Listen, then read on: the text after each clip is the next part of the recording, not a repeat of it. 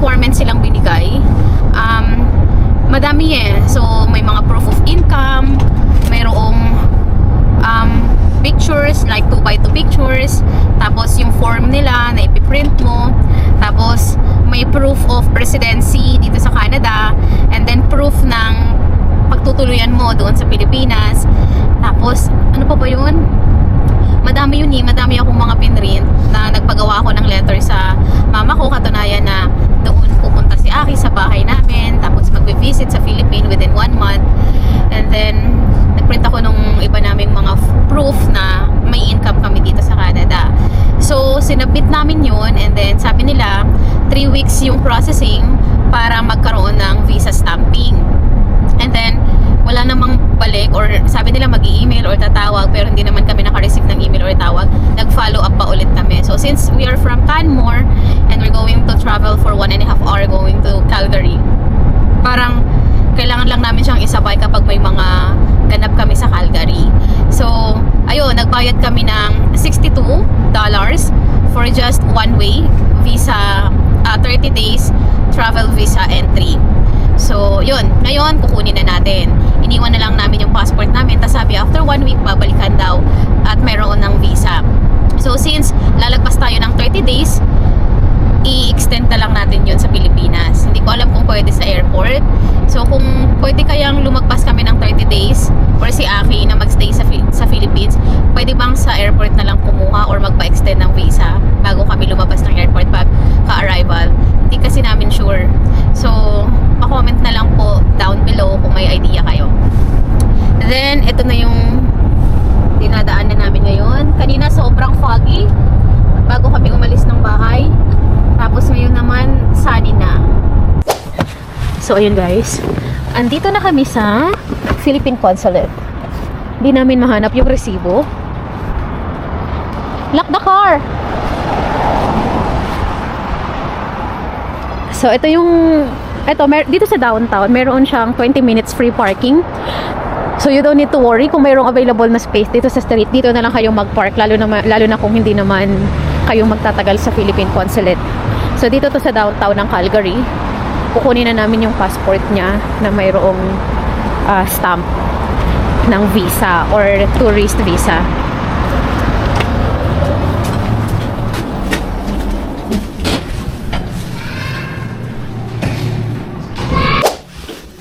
So, ito yung Philippine Consulate, guys. Yan. Yan siya. So, tinitignan, check lang kung available na yung passport. Pasko na sa kanila. Pasko na. Pasko na.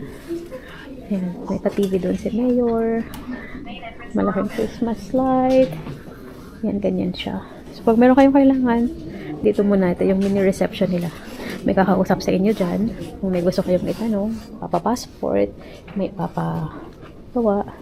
So, dyan muna. Tapos, may mag-a-assist dyan. Namin yung visa niya. Tourist visa niya sa Philippines. So, ayun. Wala pa kaming 5 minutes. Nakuha na agad namin yung passport ni Aki. Tapos, gugora na kami. At meron kaming service ng car ng 10:45. Pero meron pa kaming mga 1 oras. Siguro makakapag-visit pa kami sa...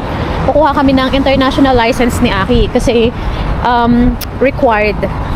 Guys, nandito na kami sa Toyota. Nakapila na kami. Ang schedule namin ay 10:45. Dumating kami ng mga 10:30 plus. So, ito yung area. Yung sasakyan namin, I think, andito pa. Ayan. So, may nakausap na kaming personnel.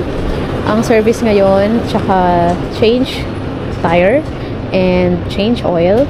Tapos, pina-car wash na din namin. Free naman yun. So, ito, pwede kang mag-antay sa loob while you're waiting. 2 hours daw kaming mag-aantay. And so, yun guys. Hello, dito na kami ngayon sa bahay. So, kakagaling lang namin sa Calgary. Tapos, so, as I mentioned earlier, yung mga napuntahan namin. At hindi na ako masyadong nakapag-vlog kasi si Ashane. So, asikaso ko din siya. Ang mga napuntahan lang namin kasi nag-start kami kaninang umalis ng Canmore ay 8 AM. Tapos, pumunta kami sa Philippine Consulate para kunin yung visa ni Aki. And then, after noon, dumiretso na kami sa pupuntahan namin na service ng Toyota. So, dahil nga merong service yung car na change oil, change tire, at ibang mga chinek pa. So, Yun yung sa service. Siguro, mga tumagal kami doon ng mga 2 hours mahigit. Pero marami kasi kaming mga kailangan puntahan sa Calgary. Kasi minsan guys, kapag may mga importante kaming ginagawa sa Calgary, sinasabay-sabay na namin. Kasi syempre, unang-una, hindi naman siya kalapitan yung kapag pupuntahan namin. 1.5 hour yung biyahe, yung mileage, tapos yung gas pa. So minsan, pinagsasabay-sabay na namin lahat kung ano yung kaya naming magawa sa araw na yun.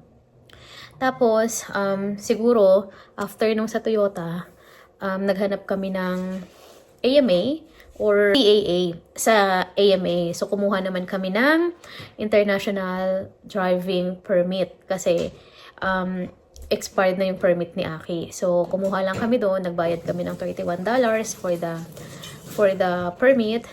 And then, siguro nag-visit kami sa mga ibang shop ng camera. Tapos, ayun, pumunta na kami sa bahay ni Ate Cherry kasi shout out pala kay Ate Erin and Kuya Mark na nagbigay ng napakadaming mga damit para kay Ashane na pinaglumaan naman ng baby nila. Pero guys, napakadami pang magaganda talaga at saka syempre mga branded. You know, to be honest, simula nung ipinanganak ko si Ashane, bihira kaming bumili ng mga gamit talaga ni Ashane. Normally, tumitingin lang ako sa marketplace or ang dami kasing nagbibigay guys. Lalo na yung mga gamit naman dito tsaka mga damit ng mga bata. Mga branded din talaga na mapapakinabangan mo pa. Sobrang haba pa ng buhay ng mga damit. And then after noon, syempre, hindi rin naman masyadong nagagamit kasi nga iba-ibang season dito sa Canada. So, dahil si Ashane na hindi pa naman stable talaga yung kanyang weight or height. So, hindi na muna kami namili ng mga bagong damit niya na susuotin niya for the entire infant stage. Kasi kagaya nung pinanganak ko siya, after how many weeks lang, 2 weeks lang, hindi na ulit kasya yung ibang damit. So, kailangan ko na namang mag-proceed doon sa susunod na size. Kaya, madami ang nabibigay dito sa Canada. Madami kang mapapakinabangang mga damit. And, ayun, nakatipid din kami talaga as in sa mga gamit ng baby, ganyan. Papakita ko sa inyo guys yung mga damit na receive namin from. Guys, napakadami pa niyan, marami pa doon sa loob. Isa itong brand na to sa sikat dito sa Canada pagdating sa mga gamit or damit ng mga babies. Ayan siya. So, 'di ba? Ang gaganda pa. Sobrang haba pa talaga ng buhay ng mga damit. Yan, Carter's, meron din ditong George. Meron din ditong PJ Place. Yan, mga sikat na brand, Carter's, ng damit ng for baby. Papakita ko sa inyo, ito mga Carter's, Rabbit, Bear. So, lahat to mga onesies, ganyan. And then, meron pa ditong Carter's. Ito naman ay Kids Tales. And ito guys, meron ditong Gap. 'Di ba mga branded. So, and ito naman ay Jordan. So, ayan. Ang gaganda pa talaga guys. Kaya, ito naman ay Gap. Old Navy pala. Pang winter. So, yan. Magaganda yan. Tapos, ganun din yung ginawa ko nung mga first few months ni Ashane. Ito, H&M. So, 'di ba? Maraming salamat po sa mga nagbigay lagi ng mga damit, lalo na kapag hindi naman masyadong gamit ng mga baby. Ganun din naman yung gagawin namin. So, dito, turnover lang. Kapag hindi ka naman mapili, hindi ka pihikan. 'Di ba? Mga branded din yan, guys. Kasi kung bibili kami sa Shein, mga bago nga, pero saglit lang. Parang mabilis lang din talagang maluma. So, yan. Marami yan dyan. Madami pa yung may mga overall, may mga onesies, may mga sleepers. Diba? Ang gaganda, guys. May mga Gap, Old Navy, H&M, Carter's brand. More on Carter's. Pero itong mga binigay sa amin nila Ate Erin tsaka ni Kuya Mark, pang na to, 6 months above. Diba? Ayan o. Ang gaganda pa niyan. So, nakakatuwa lang kasi, syempre, bilang nanay, happy ka na may mga damit yung anak mo. Ganyan. So, siguro, unti-unti, mamimili din naman kami ng mga damit ni Ashane. Basta, na siya. Kasi, hindi pa stable yung growing niya, diba? So, ito, Old Navy, oh. Ang ganda niyan. And, marami pa dyan. Ito naman mga shorts, pajamas, mga panglamig. Nandun yung iba sa room. And thank you din. Shout out kay Ate Cherry and Kuya Marco. Kasi, Ito naman guys, yung pang food. So, blender. Para kapag kumain na si Ashane. Mahal din to Chinek ko rin to sa Amazon Kasi nagtitingin-tingin ako. Pero since sabi natin, Cherry, meron daw siya available na pinagamitan din ng baby niya. So, ganun lang kami dito sa Canada guys. Kapag hindi ka mapili, hindi ka pihikan, okay lang na makareceive ka ng mga bigay. Ako hindi ko na inisip na first baby ko si Ashane. Dapat lahat bago. Nakinig lang ako sa mga advice ng ibang mga parents out there.